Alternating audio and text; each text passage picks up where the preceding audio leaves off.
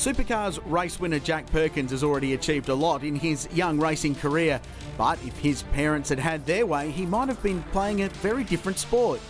My parents always wanted me to play golf, never really wanted me to race cars because it's so challenging, but yeah, look, I guess when I'm out there and the Perkins family name's on the window of the car I'm driving, I feel as though there's a small legacy being carried, but first and foremost I want to get results and win races, so that's the goal. But I really do love racing cars, and I'm only doing this because I do enjoy it. It's not something that I don't enjoy, and yeah, again, I'm really thankful that I was brought up in this industry, and yeah, I just love racing cars. We've had a great run since the first event that I did when I filled in for Darren Hossack way back last year at Winton. We had mechanical gremlins that weekend, but once we got on top of that for the next event, we're undefeated, so that's pretty cool. I never thought I'd come into the category and win so many races, but again, I really enjoy driving the car. It's good fun, it's fast, and there is still some good drivers out here that come each week, bring their cars along, and we have a great tussle, and hopefully this weekend's the same. I thought it'd be great to have a chance to drive John Goulet's car because it's quite famous in not just sports sedan but in Australian motorsport. It's a great looking car, it's got a lot of horsepower under the bonnet, and yeah, when the opportunity came about, I put my hand up and said I'd be more than too willing to come and drive the car, and I really do enjoy coming away with John, Ian and Sheng, the whole team. Neil Burns builds the engines, and we have a lot of fun, but we also prepare the car meticulously, and we all get our hands dirty, so it's a great time, and yeah, I thoroughly enjoy racing this car.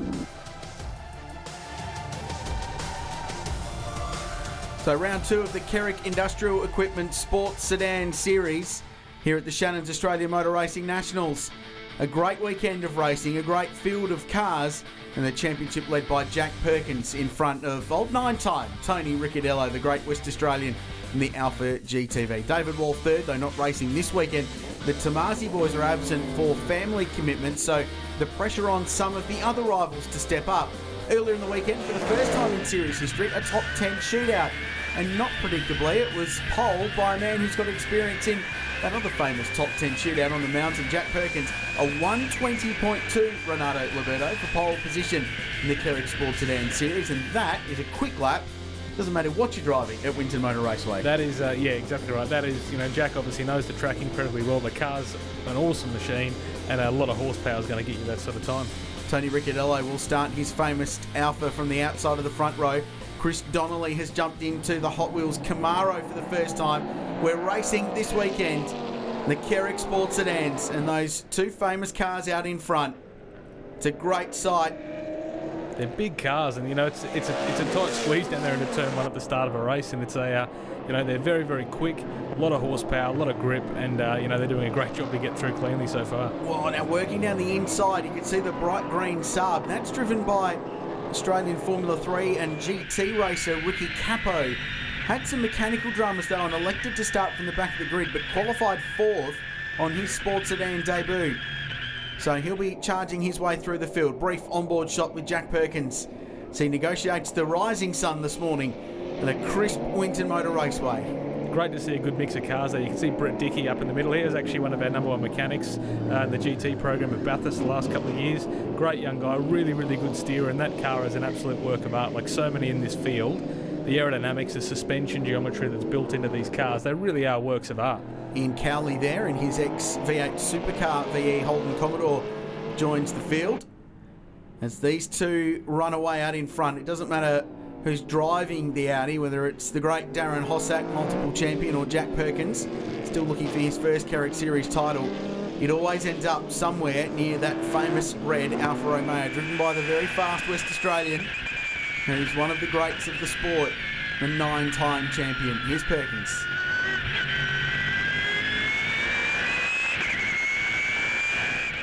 The speed between 2 and 3 there is just incredible. Yeah, the way, and it seems to be putting its power down incredibly well. It's probably got well north of 600 horsepower in a car like that, and it would be an incredibly fast car to drive. I think the last reasoning I heard towards horsepower was close to 9 at the front. That'll do it. 6, yeah. That'll do it. Yeah, plenty of grunt.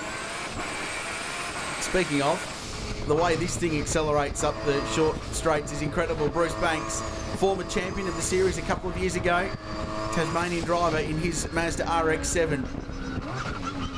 You can see one of the build parts of these sports sedans as well, as they allow the engine to protrude well beyond the original firewall position. So quite often you'll have the engine sitting next to you and the gearbox is somewhere behind that and the rear end. It's incredibly tight in there. It's like the driver's an afterthought, really. They're going, oh, well, where do we put Bruce? Yeah, exactly. Squeeze him in alongside. We need space for a steering wheel, some pedals and a driver. Yeah, that's right, we'll put the driver in. It's plenty quick in a straight line, though. I got the feeling from that onboard shot, though, might be struggling for traction just a little bit in these cool conditions on a Sunday morning. Yeah, absolutely. And, that would be a very, very light car compared to some of the, certainly compared to the old V8 supercar behind. But that would be a struggle, trying to put all that power, especially a turbo power plant where it's a bit non-linear in the way that it comes on boost. You can see it twitching all over the place there. That'd be a tough day in the office for him. I tell you what, though, that's it pulling away from a fully blooded V8 supercar, which we know for a fact has got 650 odd horsepower.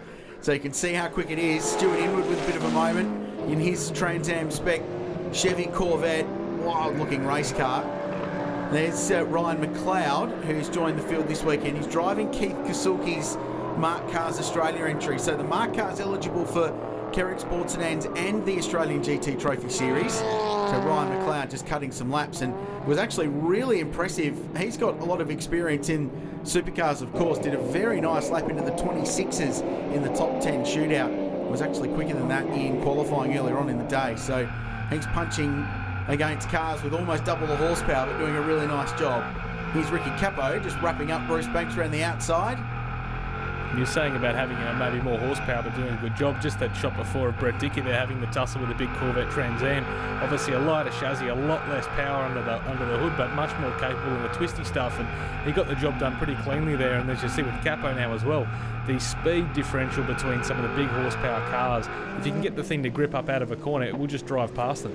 The Kerrick Saab still owned by Dean Randall. His son Thomas raced it last year and had a really good season racing with Perkins and Ricciardello at the pointy end of the field. It's just come out for a one-off appearance this weekend with young Ricky, the Melbourneian, behind the scenes. Good family relationship between the Capos and the Randalls. And here goes Ricky down the inside at turn one. Nice and smooth at the moment. He looks pretty under control behind the wheel of this thing. Yeah, it looks like a really, really well-sorted car, and, Capo is a really, really good driver, so... Now, we've got some cool footage to show you. Watch this. We're going to go back and have a look at the start. Watch and probably listen more than watch.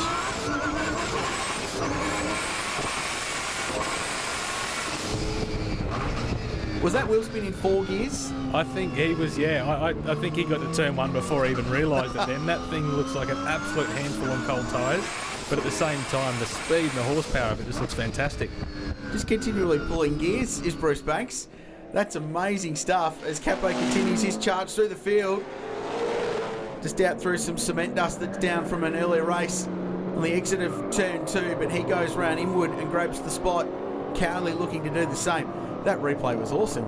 How's the acceleration of that thing? It was still going forward at a great rate of knots despite trying to tear up the rear tyres. And as you said, just pulling gears, that gear shifter right next to him there, you pretty much need 3 hands to drive the car, 2 for the wheel and then 1 for the gear stick. It just looked incredibly tough there to get power down.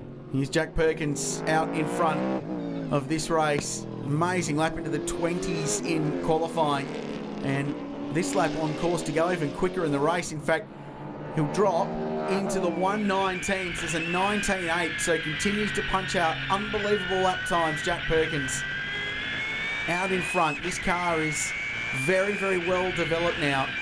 It was great to see Darren Hossack earlier on this year watching on at Sandown, watching the performance of this car that he's put so much blood, sweat and tears into over the years.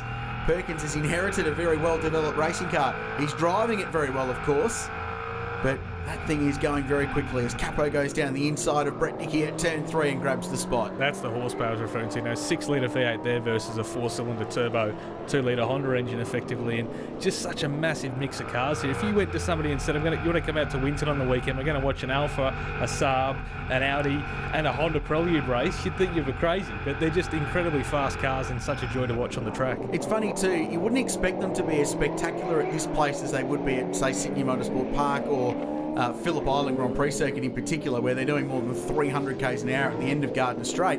But they're awesome to watch here because it's so physical and these things have got so much grunt. it's almost like the driver's got more of a role here than at other tracks. Yeah, absolutely right. You know, these cars have very, very open restrictions on aerodynamics, brake suspension and so on that they can work with. So at those faster tracks like Sydney Motorsport Park, Phillip Island, the aero comes into play and the car just looks gripped up and hooked up. Whereas here it's a short, sharp track. It's a lot of stop-start. It's quite bumpy, a lot of 90-degree corners, and that's where the driver comes into play. You know, there's no ABS, no traction control. You have to stop the thing from wheel spinning. You have to stop the thing from locking brakes. It really does come down to that guy in the driver's seat. Phil Crompton in the Kerrick Ford Mustang Trans Am car, brought out of the United States. It's been a big development work in progress for Phil. He's been working his way through a few issues in that car, but it's performing well this weekend. It's running inside the top half a dozen spots with Ryan McLeod just behind him. Ryan's a great driver, very underrated. He's spent more time out of the car in the last 5 or 6 years than he has in it, but driving well and applying the pressure to a Ford Mustang with significantly more grunt. But that's another part of the appeal of Winton Motor Raceway. The lighter cars, perhaps with less power, can use their handling to their advantage. Absolutely right. And he's just got to try and get the drive out of these slower corners where he's got the advantage to try and make a dive under brakes in the next corner. But tell you what, those marked cars.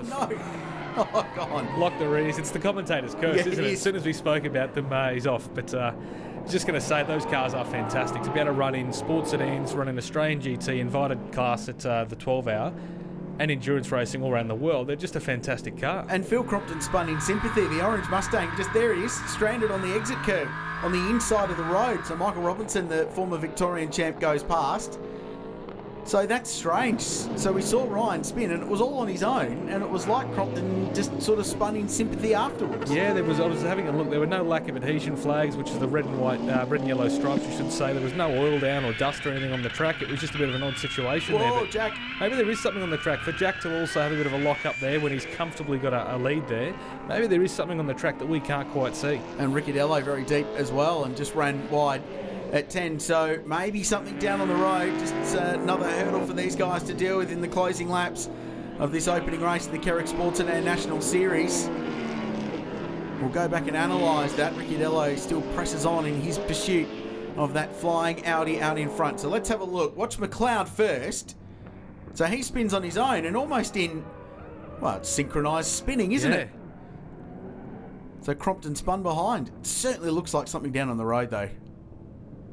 Yeah, there must be. It's very, very hard for us to see. There's no flags out at this point, but you can see some darker lines there. So something has been dropped. It's sort of hard to know exactly what it could be. But you as a driver, you really rely on those flags to tell you what's coming up on track in terms of if there's debris or there's some sort of a issue to worry about. And I guess for Jack, the first thing his crew would have told him is that Tony's also had a moment. Checkered flag, final lap. Jack Perkins, pole, win, new lap record as well.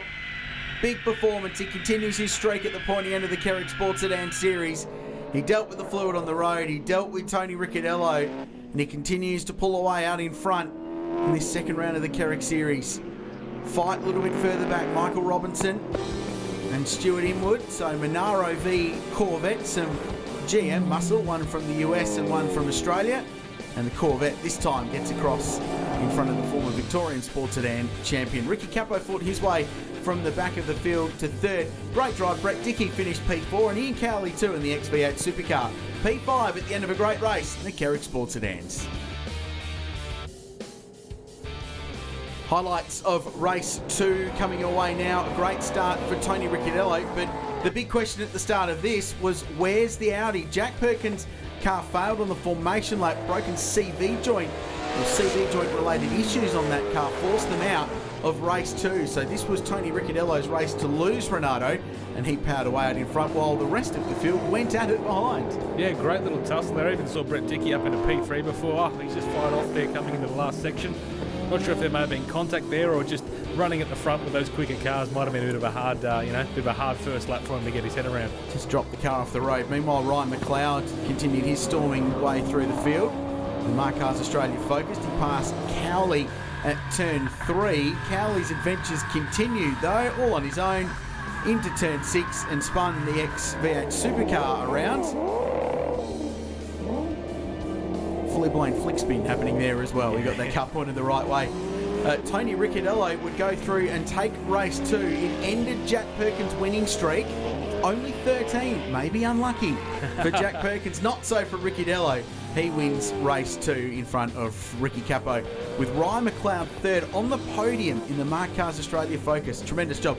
Stuart Inwood was fourth and Michael Robertson fifth in his Holden Monaro. So really interesting fight, and that changes the game in the championship. So for race 3, Perkins made it out but started from the very back of the field. So he had the job to do, Renato, as there was dramas down at turn 1 for the first time this weekend. That's a pretty heavy contact there. 3 wide into turn 1 never really works, but hopefully both of those cars can continue on in this race. So Inwood took to the grass across the infield. McLeod carried on. They build those Mark cars tough. Perkins, meanwhile, stormed his way through the carnage and was making up plenty of ground on the opening lap. He got a few spots early, then he got past Michael Robinson. Unfortunately for Jack, however, it wouldn't last that long.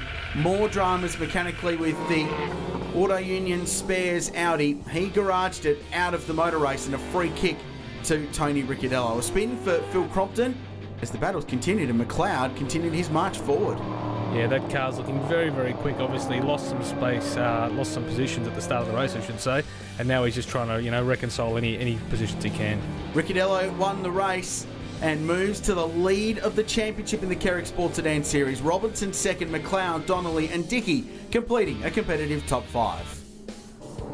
Yeah, look, I wasn't hanging around for the start and wanted to get out there and go because I knew he'd be coming there. So, look, I still think he's probably got a little bit more pace than us, overall pace. So, we've made some really positive gains this weekend and, Queensland's another track surface. So we'll see how it goes. It's going to be a great fight for the remainder of the season, with Tony Ricciardello now leading Jack Perkins by 90 points, with Stuart Inwood, Mr. Consistency, popping up there in second. Michael Robinson fourth, and I don't think we've seen the last of David Wall yet this year either. He might well bring the Corvette out. Well, that's it for the Kerrick Series and indeed our coverage of round 3 of the Nationals from Winton Motor Raceway. Don't forget to head to thenationals.com.au to find out more about the series, or use hashtag Shannon's Nats to get involved on social media.